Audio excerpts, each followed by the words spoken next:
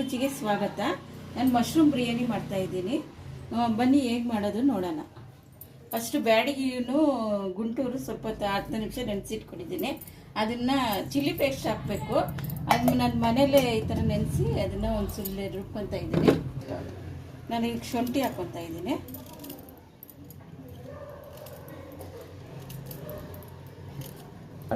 ಎರಡು ಹಸಿಮೆಣಸಿನ್ಕಾಯಿ,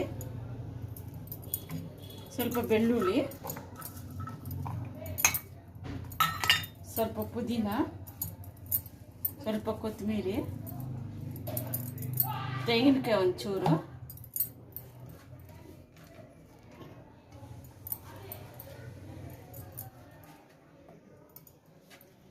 ಹಾಕಿ ಪೇಸ್ಟ್ ಮಾಡ್ಕೊಳ್ಳಿ. ಇದರ ಫೈನಾಗಿ ಪೇಸ್ಟ್ ಮಾಡ್ಕೊಬೇಕು. ಈಗ ಕುಕ್ಕರ್ ಈಗ ಮಶ್ರೂಮ್ ಈ ಥರ ಉದ್ದುದ್ದಕ್ಕೆ ಕಟ್ ಮಾಡ್ಕೊಬೇಕು.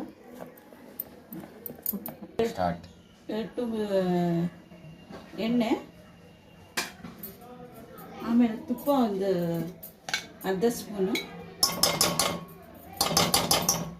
ಈಗ ಪಲಾವ್ ಎಲೆ, ಜಾಪತ್ರೆ, ಚಕ್ಕೆ, ಲವಂಗ, ಪಲಾವ್ ಐಟಮ್ಸ್, ಈರುಳ್ಳಿ,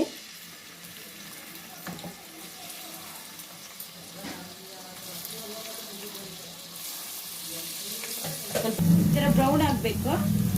ನೆಕ್ಸ್ಟ್ ಟೊಮೊಟೊ,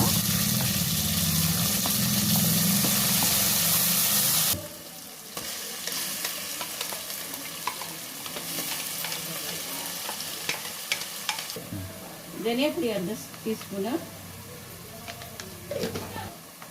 ಅರಿಶಿನ 1/4 ಟೀ ಸ್ಪೂನು,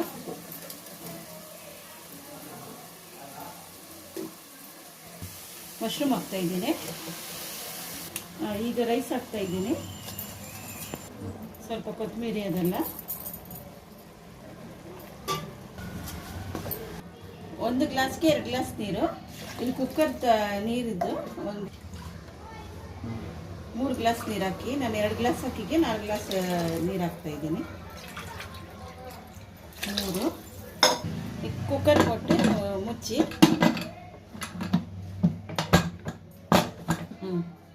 ವಿಸಿಲ್ 2 ವಿಸಿಲ್ ಬರಬೇಕು. ಸ್ಟೀಮ್ ಆಯಿತು.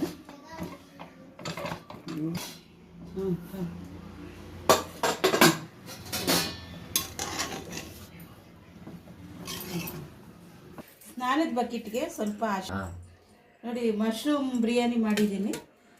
ಎಷ್ಟು ಟಿಪ್ಸ್ ಅಂತ ಹೇಳ್ತಾ ಇದ್ದೀನಿ. ಸ್ನಾನದ ಬಕೆಟ್ಗೆ